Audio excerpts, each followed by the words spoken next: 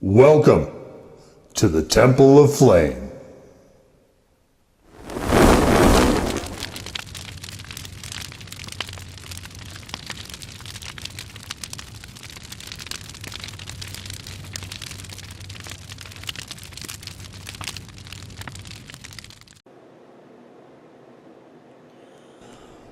On today, Faithful Acolytes, we take a look at this.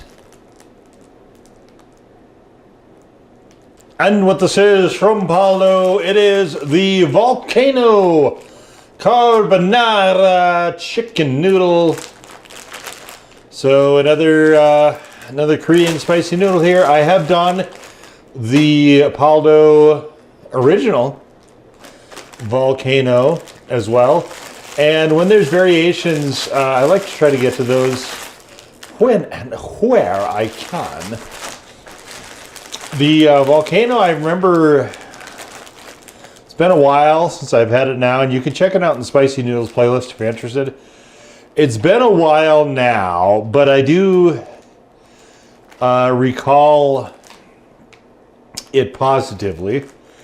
And I did not find it anywhere near as hot, however, as the Samyang. And I think the Samyang is kind of the gold standard, actually. Do we have? So interesting. I don't actually see the pepper extract, which is usually the case with these. But this does at least strongly imply that it's another hot one. I mean, they're calling it Volcano. So let's get on into it here and just kind of see what we can see. Of course, my wonderful bowl here. I really, that was one of the things, one of the changes. I really wish I would have done this a lot earlier in the process. I really like having it clear so that you can all see what's going on with it. Okay, so there is no furikake in here. I am going to break these noodles up though, because that's just the way I like them. I forgot to look at the instructions. Let me take a peek at those real quick. So they're saying put noodles into boiling water, cook for 5 minutes, and then stir everything up. So we're going to actually do something a little bit different, which is the same way I make noodles every single time, because I like to have a benchmark for it. So that is to let it go cook it for 4 minutes in the microwave, let it sit for 5, then we come back and gussy it up. So we've got here the sauce and the powder, which is they're calling it carbonara, so it's probably a cream powder, milk powder, that sort of thing. All right, well, let's take this over to the microwave and kick this party off. And we will be back after it's cooked for 4 minutes in the microwave and sat for 5. And we'll see you then. Alrighty, so we are done. And, sometimes people will wonder why I don't follow instructions. And it's because I like this method. I don't have to think about this method. It's a method that puts the noodles pretty much where I like them. And if you see this and you want to recreate it, then you'll know. And there are, sometimes I will, if it's something radically different, I will deviate, but I try not to.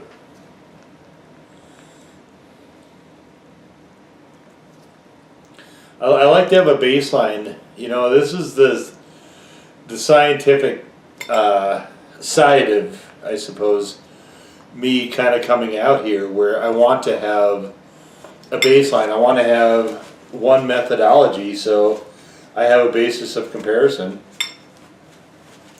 to the extent possible. You know, Topoki has its own way that you can do it. Some of the other, like udon, has got a little bit different method, but ramen I generally try to keep as consistent and the same as I possibly can.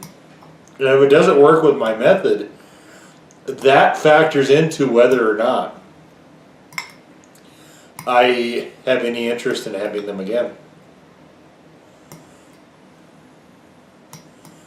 Okay, let's put in the packet here.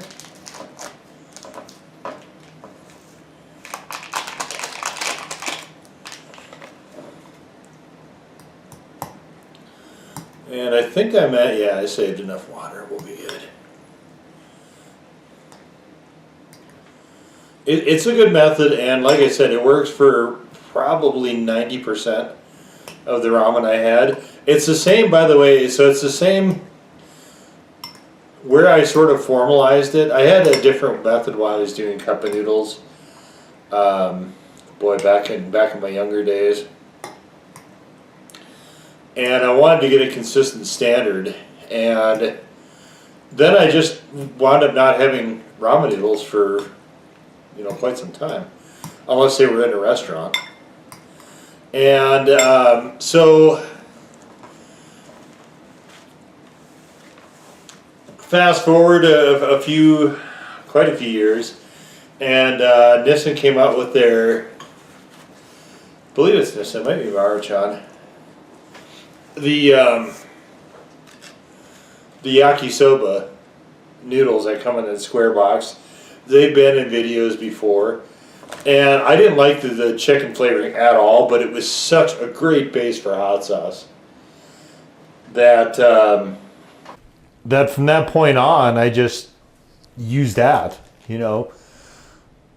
Do it for 4 minutes, and I put enough water in there to just sort of barely cover the noodles because I don't like soup especially.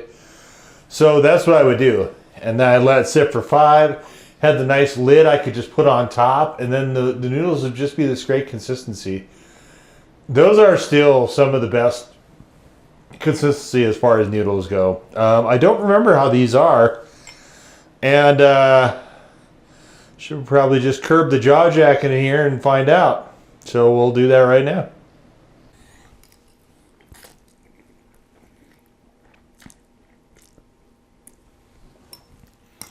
I will say the Baijang noodles also super good. Those are maybe my favorite or second favorite. I kind of go back and forth as far as consistency goes. These are interesting. They've got these kind of flat ones. You know, in all the different ramen, people do different things to try to differentiate themselves.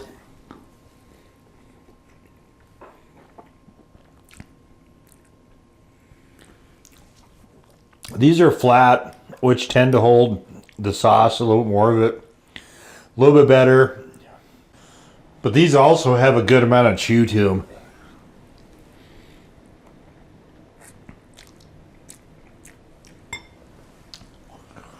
So if you like some chew, then I remember back in the later 80s, when I don't remember who it was, Berea or somebody, was trying to help Americans quit overcooking their pasta, and they came up with this really cool al dente thing.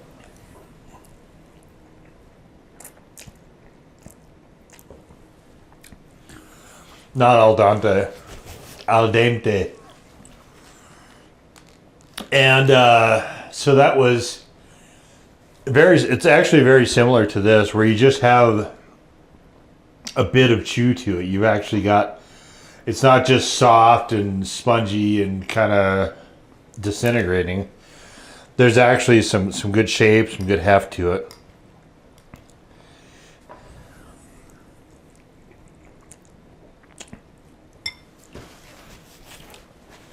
As far as a Korean noodle, these are, as the carbonara or the cheese tend to go, they're a lot tamer. I'll give this a default 1, I guess.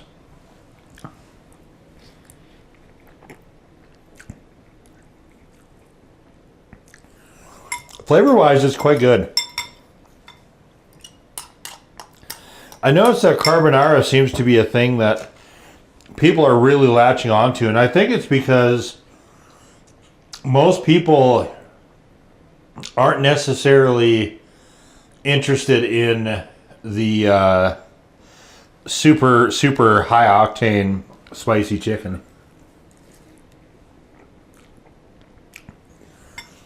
I saw one of the 2 times, they had a whole bunch of 2 times in the grocery store, and I don't think they're selling those because those are going to blow people's faces off. Unless Samyang has dialed that down a lot. But, you know, to see them in grocery store shelves at all, in Walmart and stuff, is just kind of wild how something went from fairly niche to mainstream.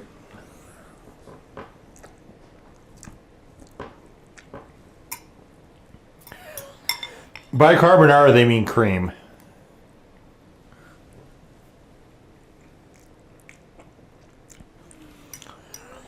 And cream goes pretty nicely, actually, with that flavoring system. Very similar to the Bulldog. Not quite as good, but very similar. Not even remotely a carbonara, though.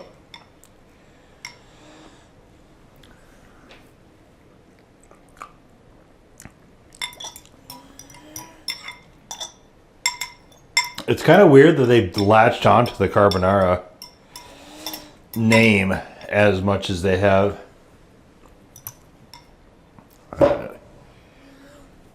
It's all noodles, rest is just soup. But it's pretty concentrated at this point, and I don't usually eat the soup anyway, so let's have done with that. Okay, so flavor-wise, they're quite nice. Most of, I'd say, maybe not most of the variants of noodles I've liked, but like the jajang, I like those. Most of the carbonaras I've liked. Most of the cheese I've liked. I think it makes for a really, good quality taste experience. This one, the heat is very, very minimal. So if you're wondering if you want to step into the so-called spicy Korean noodles fad, and you want a good starting point, this is a good one. You certainly can get a sense of the sort of heat. It's very, very moderate. They're definitely, I didn't find it in the listing, but I have the complete all over mouthfeel that to me is very indicative of extract, and I'm really, really sure that's what is used in this. Might not be on that name, but definitely that is, it's just a very, that type of heat is very indicative of that ingredient.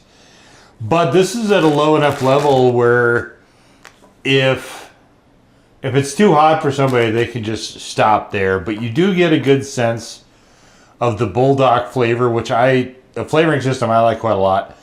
But it also is tamed somewhat with the carbonara and the cream in there. So it's kind of a best of both worlds, I think, in some respects.